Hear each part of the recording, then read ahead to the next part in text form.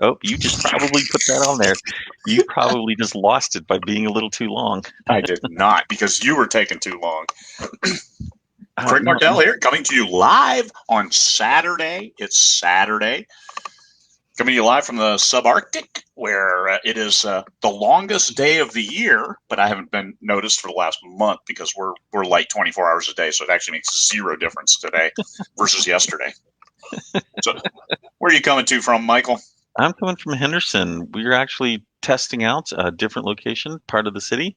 And so I'm not at the Cave in the Sky at the moment, where yesterday we were messing around over on the strip. And you see a few people walking out there, not as many as you would have seen. And frankly, it looked really hot. Hot. Hot. Getting hot. Yes, Yeah. you walk across those little walkways that are down on the strip, that are signed by glass. So you're a walking aquarium of heat. Yeah, yeah. And you see the heat wafting off the roadway. It warps your vision. I mean, that's all cool I stuff. think, I think what you would do is you might just go out there and walk through a couple and lose 3 or 4 pounds of water weight just that fast. Yeah, yeah. Not up here. Not up here. It's 56 degrees, and it's been very pleasant in the 50s during the day.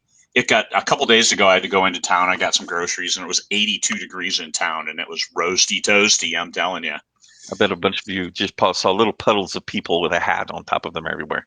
Oh, geez, running to get into their cars because it was so goddamn hot. They don't know hot. They don't live up here because they want to be hot. So you and I spoke a little bit yesterday, and we'll probably talk for a little bit longer just to allow people to join us. But you and I talked yesterday about something that everyone eventually will get to, and that is what the heck to try to revitalize your backlist.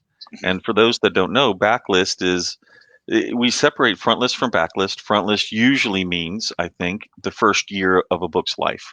And the reason for that is because the traditional publishing world has an opportunity that they supplied back in the what was it, between World War One and World War Two, when everyone was freaking poor, the Great Depression.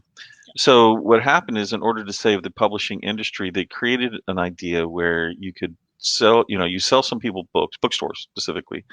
You sell these books, and then they have up to a year to get them back from you. And then there's even a little bit earlier because they kept trying to refine that, stop it. No one would allow it. It's a complete cluster, which after the pandemic has a lot of companies really running because it's going to screw up a lot. But this isn't about that. So anyway, if you're not in that first year, your front list, you're now considered backlist. For indies, I would argue that front list backlist has been shrunk, not increased. So if your book isn't, I get, that's an interesting thing. My definition of front list would be: have you released it recently? Is it still running high? If you feel that you've gotten the most stretch as you can from the first time that you released it, you're probably now in backlist.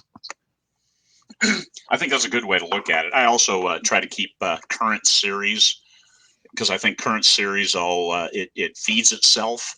Hmm.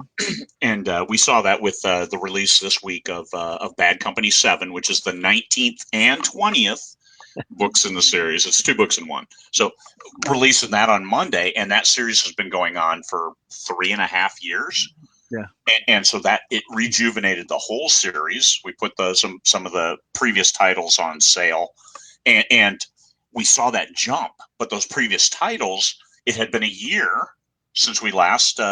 And you and I were talking about the sales, and you said, "Oh, Jesus, series, those 6 books are only averaging 20 to 25 sales a day for this period." Leading up to the sale and the launch of the latest. And then all of a sudden, we're at 350 sales a day because of the sale, the promotion. But we treated that first 6 books as backlist and the Hmm. new book as the new book. Here's the big shiny, and you guys all need it. It was interesting. You pointed this out yesterday when we were talking that the most recent book caused the previous 2 books, not the first book, but the Mm-hmm. previous 2 books to jump as if people went, oh, shoot, I forgot I was on this. And they started purchasing those to catch up. Mm-hmm. But that's because we had boxed books 1 to 4. Hmm. So we had that box set, and we had pushed that box set to the backlist. as a, oh, by the way, here you can catch up in one slot on your KU or buy it, because I think we dropped it on sale for 99 cents at some point. And so a lot of people had read those first four and they hadn't jumped into 5 and 6 yet. So 5, 6, 7, here you go. Big sales leap, happiness, joy, money, all those bring happiness and joy. all those positive reinforcers that we like to get. So Dakota, boo on you for giving him all of the mustache beard stuff that you're doing on that, man. I'm not feeling the love. Not feeling the love here, man. Trim. Hey, Dakota, where are you right now? I know that you put your house up for sale in North Dakota, and you're looking to move someplace more humane. Says the guy from Alaska. I mean, it's not enough that for a big chunk of the year you guys are underneath 7 feet of snow. You could try to pickaxe your way through H2O, but then you have 1,200-pound mooses that could step on you and kill you dead. Oh yeah, that's you don't want that, or people on quads nowadays driving out of control and running you over. So we don't have that either. But backlist, rejuvenating backlist, and as you build it, it becomes a product that then you can sell forever. And this is any new book is something you can sell forever. Some of them don't age as well as others. It depends on what you include, but they're always something. And the 20 books to 50K, each book earning $750 a day over the course of a year earns you $50,000. Well, if you have 40 books, you only need to earn $3 a day. And so, and you do the math, it's like, okay, by keeping this relevant without spending all of your money on ads, you can maintain that foundation of your retirement plan for Cabo with less and less effort, because you keep these books, you can run the promotions. And that's the big thing that I found this year is that cyclical promotions, that you run a promotion I run 2 a month, but I run a unique one every 8 to 12 months because I've got so many backlist items, whether it's a first in series, 17 different series, or a box set of one sort or a complete set. All of those are different products to then push. So that's a lot of potential. Already sold his house. Way to go, Dakota. Congratulations. And you're moving to fucking where? Kansas. Fucking I have an ex-wife there, man. I'm not going to KC ever to visit you. I like how the question John Evans asked him, is he going to change his name? And Dakota's answer is yes, I'm now going to become South Dakota Kraut. Kansas Kraut would not work. Kansas. Oh my God. KC. He should go with KC Kraut. You had a little bit more interaction than I did, and I haven't spoken to him or even seen him online, so I don't know if he's even still in the industry talking. But Marquis Cooper, he doesn't do anything anymore. He's completely left the industry, as I would say. Okay. I'm not sure if I haven't even looked for his books lately, because he has completely fallen off of all social media, of all contact, of all newsletters, because I was a subscriber on his newsletter. I think he just lost interest and wanted to do what he wanted to do, which is good. Big win. It's as indies, it's our decision. It's not like we're beholden to, like Boston. All of a sudden they figure out, hey, our contract was for 5 albums and we only did 4 albums. And then they put together a piece of shit, 5th album, just to satisfy their contract. And you don't ever want to put yourself in that position. Yeah, no kidding. And the answer is yes, actually. I have, his books are not showing up. So, okay. But so he even pulled them from the, holy cow. Yeah. The audio is up, but he himself is gone. So, going back, and the reason that I bring Mark up is I think that at one point he had provided a little bit of information because he kept his backlist going for a long time through ads, and he was able to bring in a really nice annual salary at the time, just through ads, and it's what made him happy, and that's good on him. Well, he had 3 series, and he made those first ones perma-free. And that's what he pushed, and always made them available. And hey, here's read my intro library, and pushed and pushed and pushed and built his email list. He was the first one I ever heard say it's a numbers game, because he's the first one I ever knew who had like 100,000 people on his personal list. It's like, Yeah. man, 100,000 subscribers. How in the hell? That's Yeah. magic. And it's like, yeah, but not all 100, there are 100,000 on my list, but not all 100,000 have downloaded the book. So that means there's still potential. Yeah, absolutely. So some of the things that we've done to either try to resuscitate a release that didn't go well, right? Because in my definition, if our first effort didn't do very well, then, well, we're already in backlist territory. Yeah. Or, resuscitate something that went well the first time and slowly atrophied over time. And the obvious one are covers. So I get to do the first gimme. Covers, something fresh, something that feels that it's contemporary, because even 4 years ago we were doing covers, and that feel dated right now. That if you put them up there, you can almost feel like, oh, that's definitely 2017 look. And urban fantasy, I've noticed this turns a lot. I would presume it does in romance, but who knows? It seems like Six Pack Abs is forever green. But what do you think about on the cover aspect of it? I think the covers that were cutting edge in 2017 now look middle of the pack. And so to maintain that edge of looking the first one with a certain look takes leaning forward. And so you do have to recover your books. I know that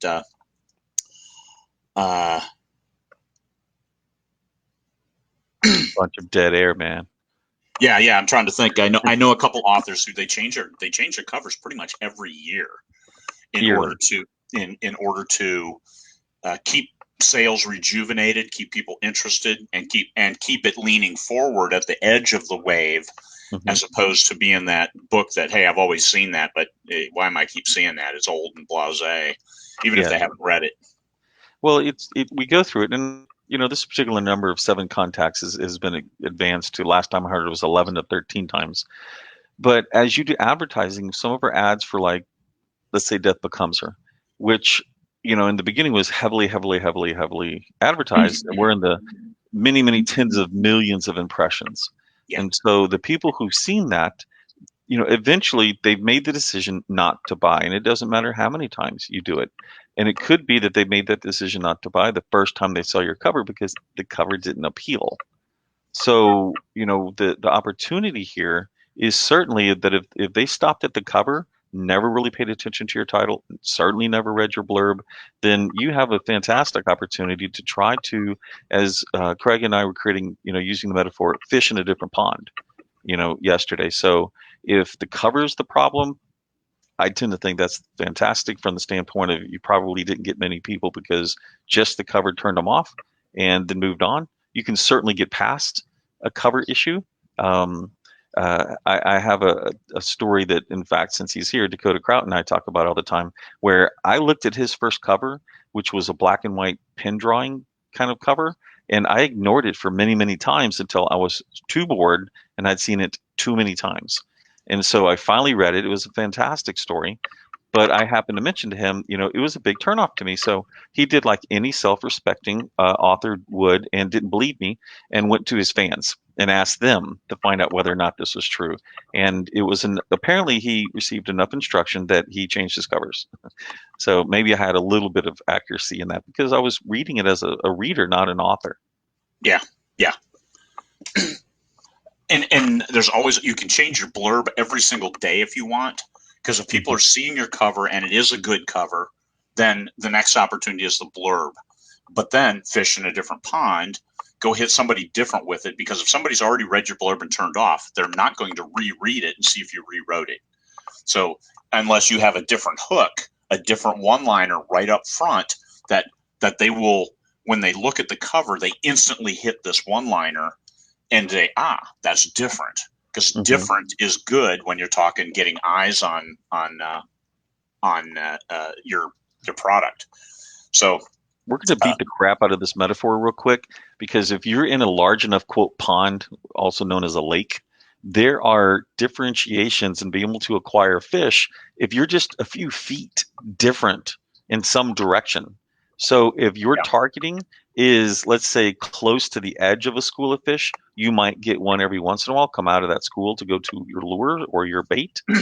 But if you're able to find that particular school of fish and drop it right in the middle, then you're going to have a much better time. And that's one of the lessons. I didn't understand what my dad knew inherently in regards to real fishing until I started scuba diving and I got my scuba license. And I went down there with them and looked at them. And this is take your author hat off and put your reader hat on and go join the other readers and see where they hang out. And this is one thing that I learned. I'm like, okay, I'm only 15 feet out from the shore, but there's a big drop off. And so in the next 5 feet, well, all kinds of fish, people hanging out, eating, and all the stuff was right there. You go out 25, 30 feet, and now there were no fish again. And you go out Mhm. 50 feet, and I saw a fish that was freaking as big as I was. And I'm like, holy crap, I better go back to the thing. And no kidding. I saw this thing, whoop, and I'm like, holy shit, you want the big ones, you need to go way out here. But if you want to catch fish for dinner, you want to fish right here at 20 feet. It was like the magic distance from the Well, shore. that's interesting. So and this is what, hey, is it good to be a big fish in a little pond or a little fish in a big pond? And it's like, hey, I started off little fish in a big pond, and then you become a bigger and bigger fish until all of a sudden you're like, hey, I'm going to swim way out here. And then you can do your own thing because now you have that core readership who are going to cast their lures way out there to catch whatever the next big thing is. So you bringing your own school of fish with you. We're going to Yes. kill this metaphor. This Oh, metaphor is going to we have yeah. just provided the ultimate marketing metaphor to deal with this. And Elaine Bateman asks, can't I just dynamite the lake? And this is such an Elaine Bateman question. And the answer is absolutely, Elaine, you can with $5 million. Have fun. Yeah. Yeah. You want to know how to make $5 million in self-publishing? Start with 10 million. Yes. Okay. If you're going to dynamite all your readers, yeah, let's not Oh, do wait a that. minute. No, we can even do that better because you're going to get 70% of the money back. So if you just take, you know, whatever the hell that is, if you want $7 million then buy $10 million of your own product. Yeah, there you go. There you go. Even better, even a better return. So yeah, don't do that. Don't dynamite the fan and we've seen that as part of the drama that we don't allow in 20 books, where authors go after their fans and call them turds and stupid names. And you never want to attack your fans. I think that's one thing that you just, hey, fans have different tastes, and this is one thing. Now you go to a different pond because we're never going to let this analogy go. and and We're going to own this thing. how many times do you do that? And my dad, as a master fisherman, he will go to that next pond. He'll use the lure that was just working, but he'll make a few casts. If he doesn't get a bite, he's going to change his lure.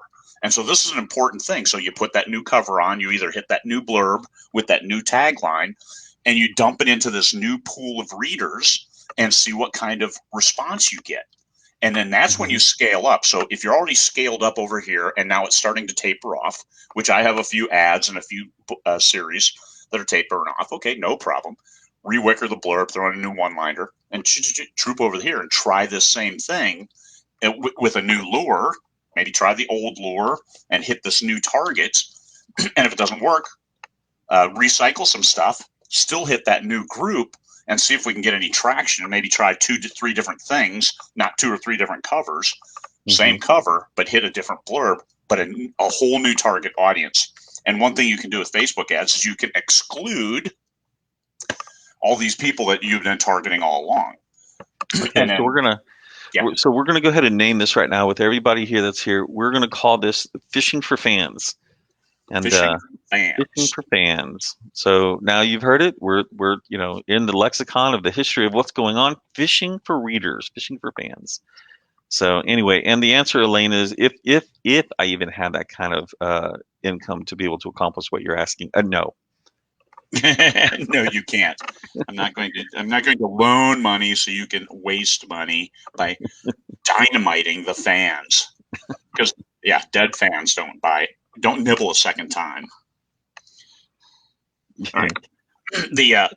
But backlist is very important, and we know Mike Bray has been extremely successful with backlist. But what he did is he built the Western readership, and then he supplied product to them, as opposed to as a I guess it's very similar to what we do, except we build our readership, and then we supply the product by writing a new book.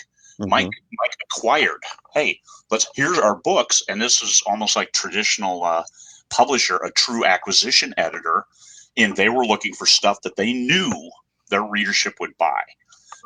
And so he fills us in, started reaching out and expanding out, and more backlist. I like recently signed Harold Robbins. I think 30 titles from Harold Robbins, and an amazing acquisition to rejuvenate that brand. Yeah, I think it's interesting. So in this case, using our fishing for fans metaphor, you already have a school of fish, and now you're just trying to provide them with enough food.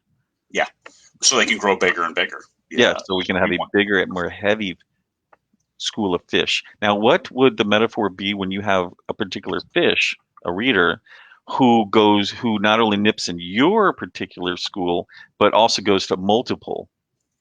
They're a very big fish. everybody needs to feed the fans, That's feed the right. fish, so we can have really, really big fish. So when we cash out, as it may be, we can have a massive barbecue and eat that big fish right on the beach. Absolutely. So how would we tie in title?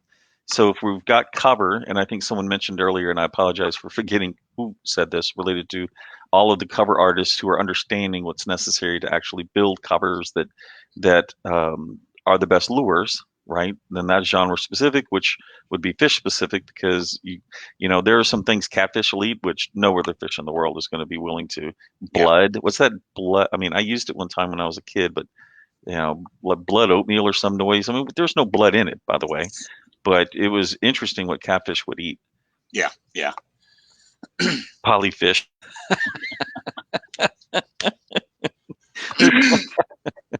That's hilarious. Oh my goodness gracious, this is going to go far. With the looking for those fans, I mean, you start with, hey, here's a small school of 5. They're happy, they bite, and it's like catch and release. You catch them, and then you release and let them go back, and then keep feeding them so they're bigger and bigger and have a better fight as you go on. The but it's easier if you find a place where the fish are. It's easy to keep fishing there and get the bites. You catch them, release them, until you've caught the same fish 4 or 5 times. It's like I want more fish in my Hmm. school. And so Hmm. that's what you're trying to do. If you go to a different pond, hey, you're still trying to fish and have that excitement of making a catch. Like my old man, he says, I will always fish because I never know when that last cast is going to be. That last one before you just can't do it anymore. Oh, that's interesting. Yeah, your dad is an amazing fellow. He is spry for Yeah, he's 84 now. He just turned 84 last week. And yeah, Dad, he'll be there in Vegas. They're all trooping up again. It's almost like a Martelle family reunion in Vegas. I kid you not. My dad, his younger sister, Oh my yeah. aunt, my brother, my sister. My brother's coming this year. Oh yeah. My cousin is coming. My niece is coming. Yeah, yeah, and they're all Martels. So you may see it'd be like the Montreal phone book as you're looking through the check-in sheet. That is awesome. So other ways that you would go back and try to rejuvenate or additionally support your backlist besides covers. And by the way, there's an opportunity here that we've done, that we've tested, where the covers for the series are done. Let's say it's 8 books, and we don't think those covers hit. So we've changed the box set cover, totally gave it a different look. And we've seen success doing that as well when people, they don't have any predisposition, just change the box cover set cover. And that's Yeah. something that we've done. um, Martha and I did one where we went after the covers themselves, the characters looked a little anime-ish, anime-ish, but the cover itself for the box set was very more realistic, looking. Okay. So that helped. And then titles, I don't know what you're going to be able to do about titles and series. That gets into a little bit more complicated strategy of reissuing. And the best part is once you've gone audio, you're pretty much locked, and Yeah. that's the challenge. And that's because we did a pen name. I didn't like it. It wasn't working like I wanted it to. And I'm like, hey, I went and got all new covers with my full name, Craig Martelle, instead of C.H. Gideon. I'm like, hey, that's cool. And then Michael's like, oh, hey, we got an audio contract. I'm like, oh man, and to record the new intro on these 8 books, it's like you're just going to have to pay for that. I'm like, fuck, I ain't going to pay for that. So C.H. Gideon, it is, yay! And Which is still part of your name. it is. It's actually my confirmation name is Gideon, and CH first 2 initials. So it's still there, but it's not instantly recognizable to the fans as me. Yeah. And one thing I saw, and one thing you recognized right away, Michael Anderle as a brand sold books, and especially when it's just you on the cover, sells more books. I mean, Craig and Michael on the cover, those sell just fine. Me by myself on the cover, that sells just fine. Me with other people, those have their challenges that then I have to overcome by changing the bait, as it may be, and fishing in a little bit different place because they appeal to just a little bit different audience. But you've got to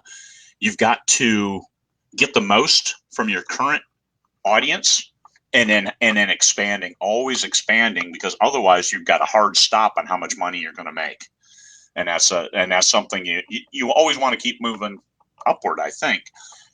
And everybody's journey is separate. If your journey is, I want to publish 20 books and I want to, if I make money, great. If I don't, great. Just make sure you have your expectations set. And as you publish books and you have fans and you keep moving forward, hey, it's your journey. For me personally, I am looking for, hey, when I release my 20th book, I hope I'm making more money than when I release my 19th book. And that's my part of success. Now, those other books will taper off in value, but what we saw this week is with Bad Company 7 was, hey, it took off well, it's earning well, the fans are over the moon with it, getting great reviews, getting great feedback. And that also, I mean, that's almost as important to me at this stage in my career as the money. I mean, yes, we want the money because I think that light, power, heat, food. heat, or internet in my case. You had to sell a child to pay your internet last month. Oh my God! But those things. So yes, you do need money to keep doing what you do, and but getting that fan response. Rise of the AI, Executioner 9, ninth book in that series. I'm at 57 reviews, and that's 57 consecutive 5-star reviews. So that is that's important to me. Not that they're all 5 stars, but that the fans are so excited about reading that book and liking it so much that they're willing to go out there and say, yes, this is a 5-star piece of work for the books that I read. And that means a lot to me, and that keeps me moving forward. Yeah, absolutely. So yesterday we also spoke. You got me caught up in your story, and now I forgot my next statement related to what was going on. But let's talk about your cat-based backlist and what you did for that real quick. I wrote 6 books in 5 months on that series, sold them. That was back in 2016. It sold pretty well. My Post-Apoc sold better, though. And so then joined Michael, wrote Post-Apoc, and let those 6 go. I promised my fans I would write the 7th, 8th, and 9th book because I got all of the covers at one time from Tom Edwards. So books covers 7, 8, and 9 were really good, but I didn't have the books. And 2017 went, and we were killing it with Terry Henry Walton. So I didn't have time to write books 7, 8, and 9. And I'm like, damn it. 2018 came around. I had a new series, and I'm like, I have to take a break. I have to write these books as I promised my fans. And so I wrote books 7, 8, and 9. I published 7, and books 1 through 6 took off again. Book 7 did really well, and then I published 8, and I published 9, and those books did fine. And all of a sudden, they started tapering off. So it was a full year later. I'm like, okay, these tapered off to almost nothing. I mean, I was getting between the 9 books, I was getting maybe $10 a day in sales. And I wasn't really pushing them. I had a few ads on one and like low to no cost ads. So I put all 9 into a single volume, all 9 complete set. I published it at $9.99 and started running ads. And I think that first month at $9.99 for this box set, I made $5,000 on that From box set. 300. Yeah. Excuse me. And and that was with minimal ads on this one box set. So I was getting it KU. It was 2,964 KU pages. Okay, I remember the max amount you get paid for is 3,000, and you gave me a hard time. You're like, come on, you're not even trying. Can't you get closer to 3,000? I'm like, I'm not going to manipulate anything, man. So No, that wasn't what I was meaning. It's like, but it yeah, did. You were like, I'm going to get all of it, all 3,000. You're like 36 pages short or whatever. yeah. So I did that, and that book is still finally now it's dropping off. It's down to $30-$40 a day, and my ad spend is about 30 a day on that too. So it's at a point where I need to rejuvenate those ads, give it new life, and go cast the bait into new waters for this series. And we've seen the audience that have bought this. And there are a lot of people who buy it who aren't necessarily science fiction fans, which is all. Every time you get a review, every time you get an email, chalk that data away because it's data points that you can then use to market. Because cat lovers who don't usually read science fiction will read this and say, "Hey, I like it. This cat's a total asshole. I can relate." And That's the part I don't understand about cat lovers. I have Why are you paying for someone to treat you like crap in your life? that's a You're whoa. a Hey, masochistic.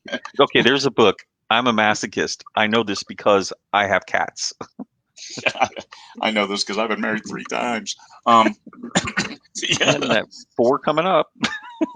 yeah. Yeah, we don't want to do that. That'll be the screen capture for our thing. Stupid face. I'm sorry, but I can't not say this small little aside story again about how in your story your character remarried after 1 year. The character in the story, and you pretty much had to sleep on the couch when she who never reads anything about yours happens to walk by and see that on the screen. Read one sentence and I'm on the couch for a week. Jesus. Jesus. Yeah. I just don't want to read any of my stuff anymore. The backlist. But a marketing campaign and promotions, and this is one thing I do, and I talked with James, my executive assistant, day before, about what's the plan moving forward. He asked me, "Hey, can you get your promotion set for the whole year, and then as they open up, because some paid promotions you need 2 months lead time, some you need 3, some you can only do it with 1 month." And so by having that out, so I'm trying to put that stuff out here. Let me do a box set on this month, 2 promotions every month, a box set, a first book free, a first book 99 cents, a box set 99 cents. Because all of it leads to other stuff. I have been refining my back matter, because backlist, if somebody buys it or borrows it, that's a chance to promote to them. So you don't ever want to miss that chance of, hey, oh, by the way, I might have another book that you'd like. If you like this, then you might like. And a lot of people advertise that way. Hey, if you like The Witcher, you may like this The other. Witcher 2. You may like The Witcher 2, the hot guy with white hair who is completely distanced from you. So you want to put that, especially if you could point people to your own books. Hey, if you like the cat series, hey, I've got another series with cats, and you can. They treat people like assholes too. And so I modified one ad, and it was the same universe, Free Trader, but they go to space. And the ad text that I used was, humans return to space, they take their cats with them and instantly regret their decision. And so that was like the whole ad. And that Oh my gosh, that's hilarious. That has done pretty well. So you don't know whether or not going to space was the problem or taking the cats was the problem. I think they love the fact that, hey, they regretted taking the cats with them to So space. did you guys do any marketing and target cat lover sci-fi? I presume you did, but Yeah. And did you truly see a relevance to that targeting?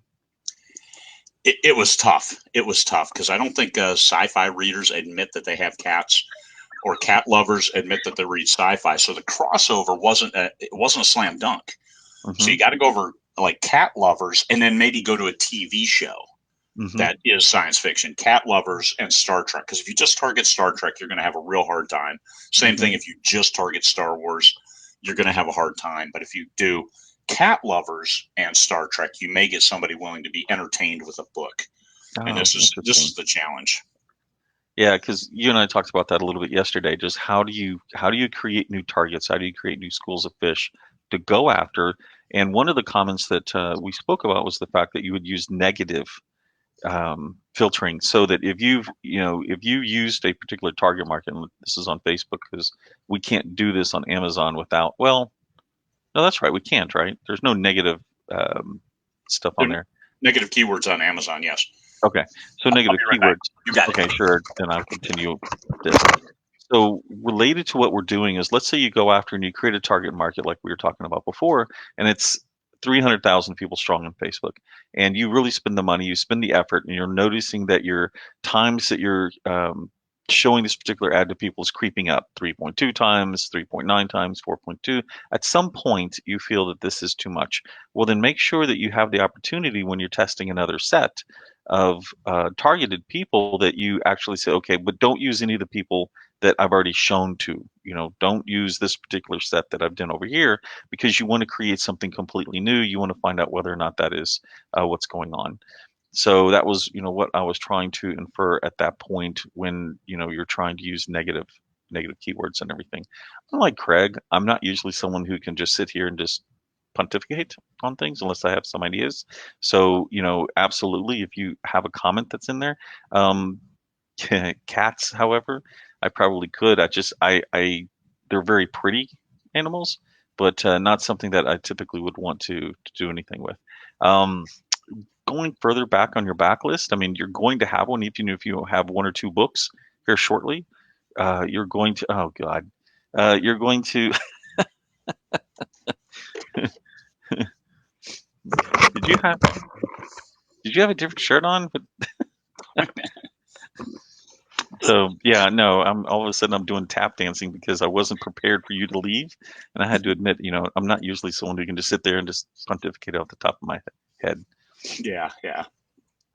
Oh, yeah, David Weber. I have targeted David Weber and his tree cats, and that was only okay on the targeting because a little bit different with the military sci-fi, political sci-fi that David writes, and epic. Those books are huge as opposed to the ones I have are a little shorter. But uh, you trial and error. A lot of people say trial and error, but it's what it is finding that different pond with that different school of fish that are going to like your bait. So another thing that we have that I'll end up releasing eventually to 20 books is the LMBPN way of doing blurbs, or at least some concepts behind that. And that one of the things that seems to have helped, and that Mark Stigler had kind of pointed out, was when I was explaining to him that you're trying to create curiosity. Curiosity drives cats, among other things, horribly. And so, a lot of times what happens when you write your blurbs is you effectively kind of summarize the story. And so if they feel like they've got enough, they're done. So see if you can go back to your old blurbs. See if you can ask questions. Can you turn them into questions instead of some if John is able to, or John needs to go through cadet school and accomplish getting his pilot's license. Once he accomplishes getting his pilot's license, it was like, you just killed the story for me. If you're going to change it, you know, make something up about that. It's like, is he capable of doing what it takes to fly the new Mach 744? You know, how many times do you have a question mark in there? And don't forget your call to action on your blurbs. If your backlist has no call to action, it doesn't take very much to go at the end, and just you can look at many books that says effectively, you know, go up to the right and click buy now or read for free and grab, and then give them, something to encourage them to go do that. But sometimes it's as little as just adding a call to action to help change how many people are going to buy. And you never know if one of those people who buy and who read is an influencer, and then they will magnify it as well. Yeah, the blurbs are they're so free, so very free to change as often as you need to Hmm. find one that resonates. And yeah, you might have to let them percolate for 2 or 3 days as you're looking for feedback and look for any kind of bumps in your sales. Hmm. But it's also having some neutral people read it. Hey, what do you think? Just like your MVP product of having folks read the first 3,000 words, have folks read your blurb and say, if you were sitting on the fence, would you buy? Yeah. And it's like, and some people get confused with, oh, but that doesn't describe the book. It doesn't have to. It has to. It describes the emotions that you're going to feel and be gratified with when you read the book. And that's satisfaction of a dilemma, or the tension and the release, those kinds of the resolution, those kinds of things you're looking to excite in the reader in the blurb. And that's the thing with I stopped getting wrapped around the axle about the cover. The cover must exactly look like a scene from the book. Fuck no, it doesn't. You just make it exciting and throw in the blurb that keeps it exciting and generates the will for somebody to then read the book, because they'll get it. It's like the movie. Oh, but the movie's nothing like the book. Yeah, but you still watched it, didn't you? And all the way to the end. You didn't, as the first time it deviated, you didn't say, well, shit, it's not like the book. I got to stop. No, because it's like Starship Troopers is one of the most heinous favorite movies to slam the book. They're like, it's nothing like absolutely, it's nothing like the book. The book didn't have that shower scene, which made the whole movie worth it.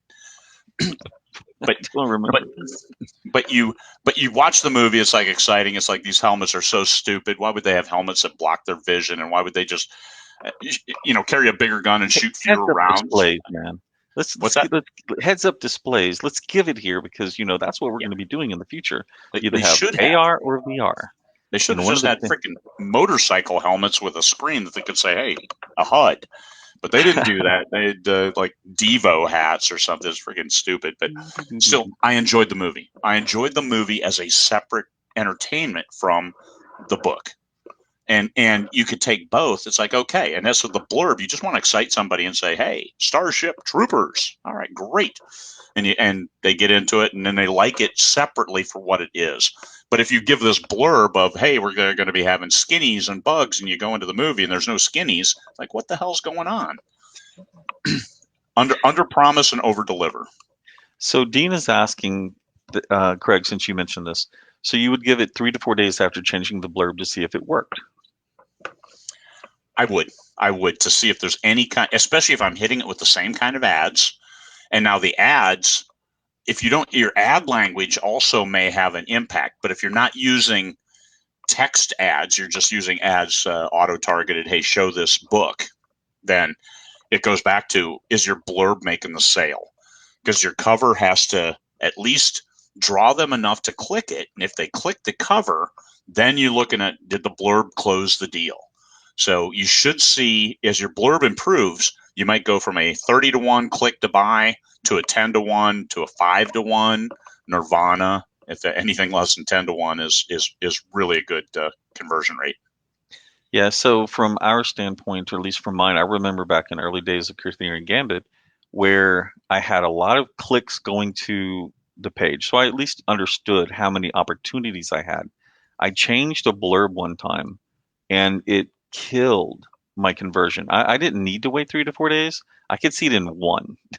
And so, negative is a lot harder to, or is a lot easier to confirm than positive, by the way.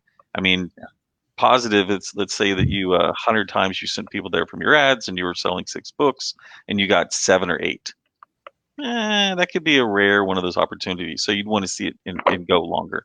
If, however, you're going from a consistent 4 at the low to 6 to 7, and you go to 1 or 2, that might be, I mean, if you're not seeing it in the last 30 to 90 days, I would probably hesitate. Not very long. I would change that back. Yeah. Hey, John, don't go down that road of politics, please. We don't want that, because it's a no winner. So please, John, relax, man. Don't go down that road with the comments. The backlist and the future of publishing. I know there's an article lately that showed about Barnes and Noble, and the big publishers are really, really hurting because they lost their revenue over a course of months. There was the how much do we make on advances, and I have to say that was incredibly enlightening, watching who was getting paid what. And N.K. Jemisin took a lower payout in order to be getting royalties at a regular rate. And then Emily St. John Mandel, who she wrote Station 11. I love that book. She got a $210,000 advance, and that was her first book. So, needless to say, she knew somebody from the industry, or she knew something to get that first feed.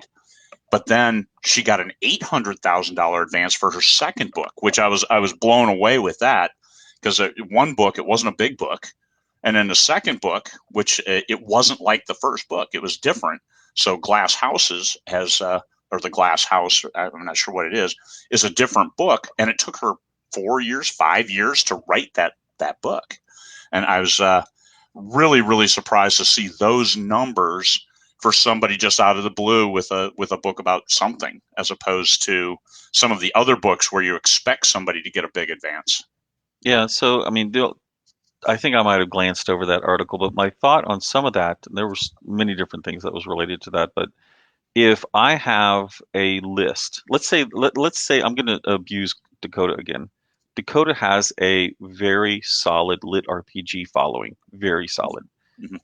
He is much more capable of knowing I can sell this to my school of fish. They're going to eat this food and they're going to love it.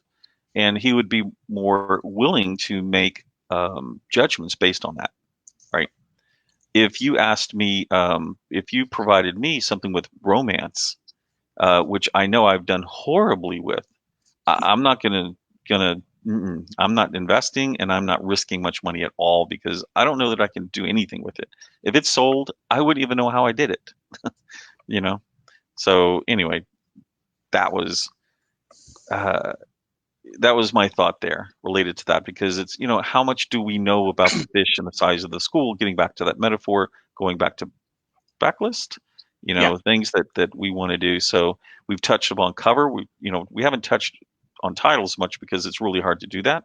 You've got yeah, a lot of people in the back. Blurbs you can change all the time, and ads, of course. But we talk about ads all the time, so I think that kind of wraps up some of the big high points we wanted to talk about. yeah. And the backlist. You've got this. You've got the school that bites. What if you could cast twice as fast? You would Hmm. catch twice as many fish. And this is something with the velocity by which you publish, and that could be. I'm still writing 4 books a year, but I have co-authors, and now I'm writing. Now I have 8 books in my pool, and those extra 4 with co-authors, I get less of a thing, but I'm still going to get the bites. So 50% of a bite is still 50% or 25% or whatever that percentage is. And now you have 12, and now you have 16, now you have 20, and you're feeding this school that is going to bite. So, yes, and that's how you can continue to raise your level of income, producing personally the same number of books, but then branching out and bringing in other poles to fish with. It's it's there are different ways to uh, uh, to climb the mountain, different ways to reach the readership. But once you've established that readership, that's what. How far can you take them? And I think we took a certain readership with the Terry Henry Walton Chronicles, and we weren't going to get any more because I was taking this group and I was publishing a book a week, and that was too much. So what they were doing was adjusting. When I published 1 book a month, I sold X. When I published 4 books a month, I sold exactly the same X. So I'm getting a quarter each. So I'd rather not do that because now I have 4 times the costs to get the same revenue. And so a way to increase your profitability is you reduce overhead. So went down to 1 book a month, did just fine. So an additional thing is you went to a Comic-Con. You went to what, the Alaska or Yeah, Fairbanks yeah, Comic-Con, and you were there. And so it was interesting because we had the ability to go, we had a buffet of books. You sold a guy 2 books. He was walking around. He saw that you were there. You sold him the first 2 Henry Walton. And I happened to reread this review the other day. And what was interesting about it was, so he goes from Terry Henry, he reads it. He happens to run into a rare reader in the wild who knew of our series and mentioned another series, and it yeah, said, "Hey, this one is fantastic. You should also read this one." And now we have a Arthurian fan yeah, because you went to a Comic-Con. So, yeah, don't limit yourself to only doing digital type of fishing if you're okay with that. Me myself, I'm like, no. It's just personality-wise, that's not my thing to go do that. It's not that I don't like people. I just am very uncomfortable in those situations. I tell you what, I got tired of standing up, and that was right at the beginning of the COVID thing. It was like March or end of February, and but still, I mean, I made like $1,000 in sales. It was just massive with And no it's overhead small. because it was right here. Yeah. Yeah, they only had 1,000, 1,500 people total people came, but we had the first booth because I mean, we tickled the organizers. We paid right up front. We were the first one to buy a full corner Who's booth. we? Me and Alex Bates, Okay. up here from Alaska. He does comic books, and so he had comic books. He had miniatures. He had some other stuff. So we had a very visual, 3-dimensional display, and we were the very first booth right inside the door. So in this case, you grabbed a co-seller, and that Mhm. co-seller was complimentary, was not someone who was competing. Exactly, exactly. We had the miniature figures like for Dungeons and Dragons. Okay, I've got my fantasy series, my space fantasy, and my science fiction adventure. And then he had his comic books, which were as well as science fictiony, little fantasy like, and they're great. Drew the people to the table, and then people came and still stopped by. The one sign I was missing that I needed was local author. That was the big thing we were really going for. Is we had the mayor came by and bought a book because, hey, I support local artists. Cool, thanks, man. $10, bitch. He bought it and handed it to his aide. I'm like, cool, somebody read that. Somebody read that. Stop throwing the baby out with the bathwater. Stop doing it. You politician. Yeah, yeah. I hate politicians. But he bought my book. I can't knock that. I mean, Yeah. No, so absolutely. and that's I mean, had such great conversations. And I have a fan, the commander of Eielson Air Force Base. They just got F-35s in. Ooh. She's a fan because once again, like a month prior, we had gone to the Eielson Comic Con, which as a veteran, it was no cost, and it was a really really small venue.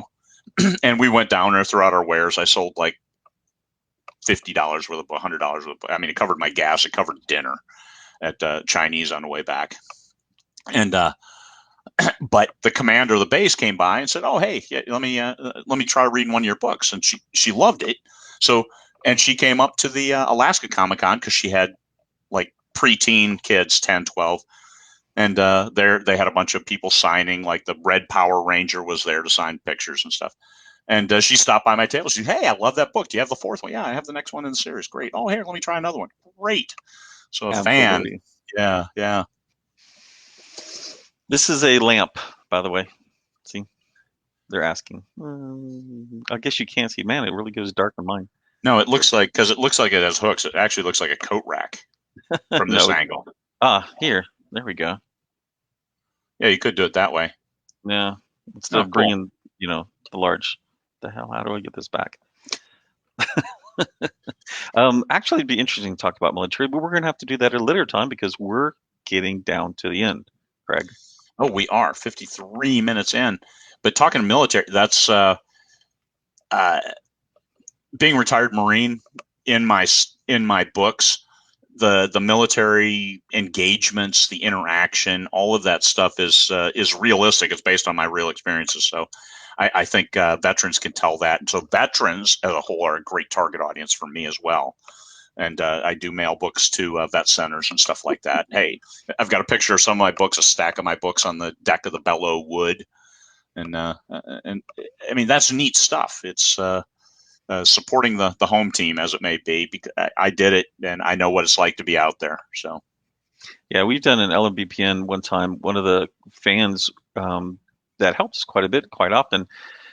He was on a submarine, and he like pops up because they do that, right? When they go underneath the water, they're gone. You don't yeah, see or hear from them for a while. And he happened to reach out and was mentioning something, and we got, I don't know, 40, 50 books, 60 books that we were able to digitally put together and get on something special for him to download so that they could have these files and read them while they're under the water. So, yep, yep. Those are real man good stuff. Heath. Yes. Yeah, yeah. He is now retired, a old retired guy.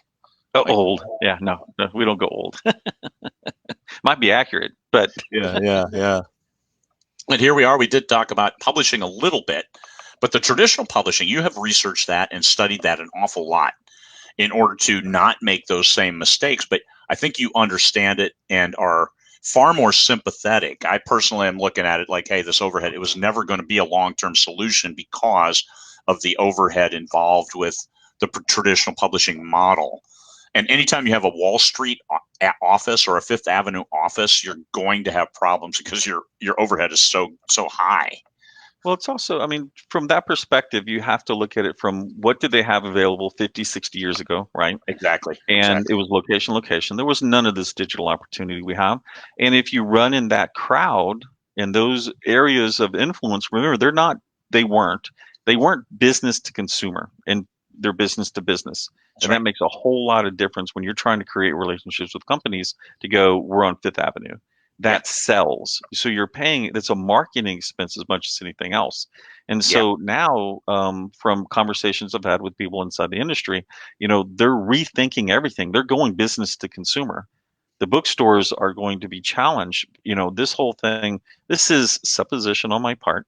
I don't know what's going to happen, but you're going to see new realities related to what bookstores can sell and what book publishers are willing to do, because who wants to take the risk that you have a pandemic and in 6 months, your business is toast because yeah. they're going to send back 90% of the books that they had available because that's how it worked in the past. Yep, yep.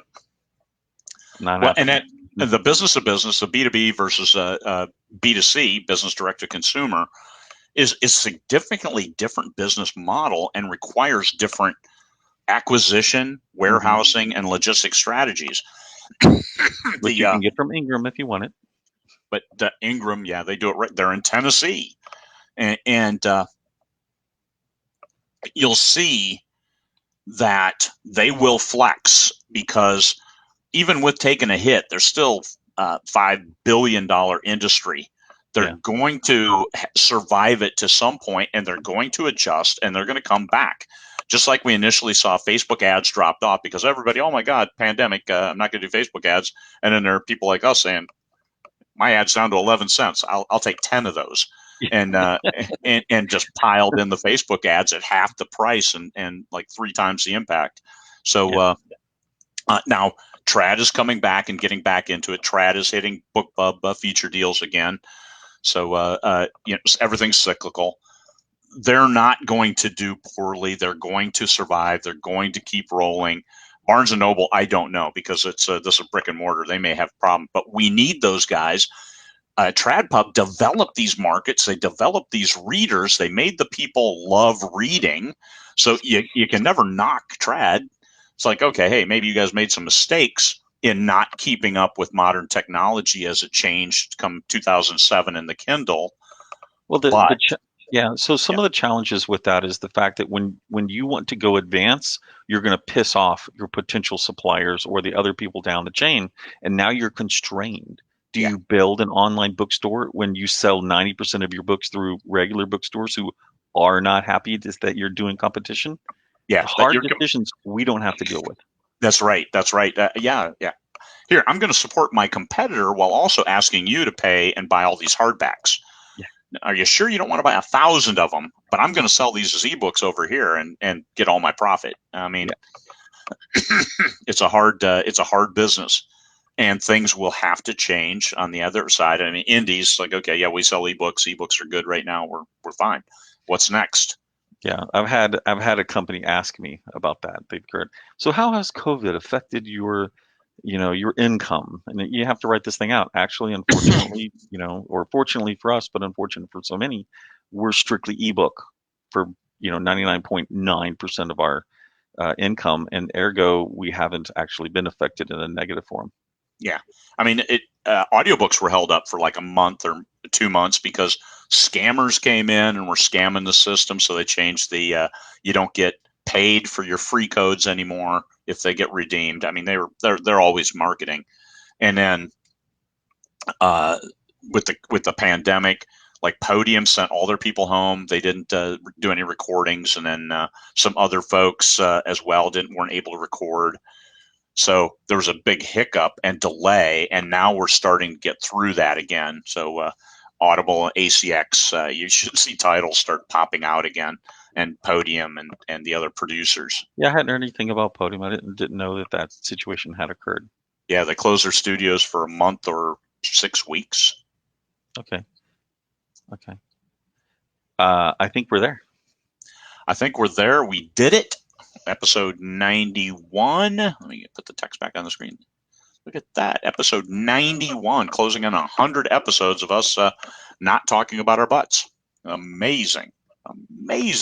I would like to mention I did thank you very much, Elaine, for putting up the whole "you might hear profanity" comment. I thought that was very judicious of you, but I in fact had no effing profanity this time.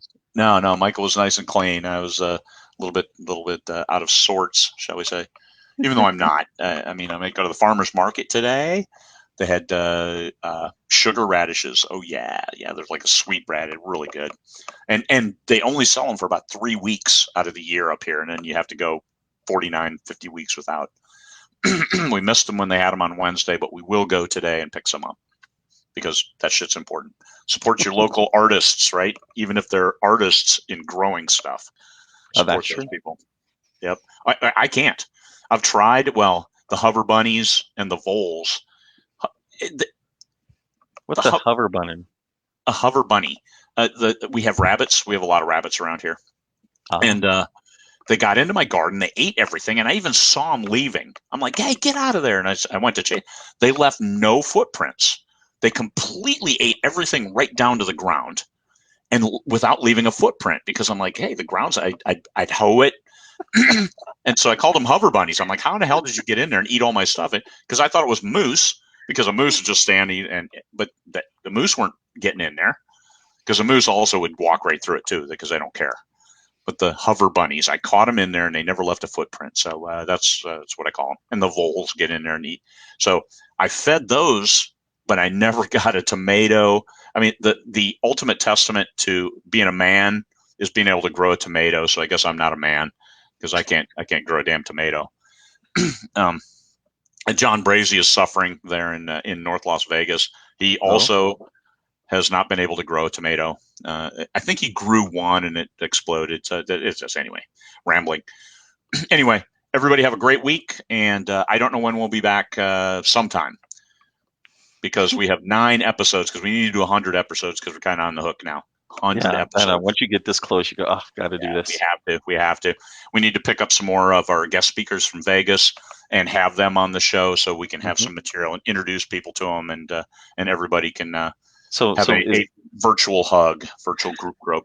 So we did fishing for fans and fishing for readers for fans, and so next time apparently we're going to be growing your audience.